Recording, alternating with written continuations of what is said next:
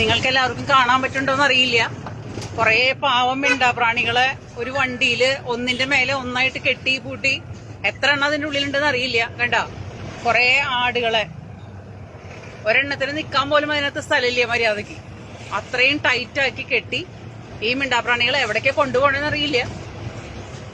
എന്തായാലും ശരി, ചെയ്തേക്കണത് നല്ല മനുഷ്യത്തുള്ള മനുഷ്യരാണ് പോണത്.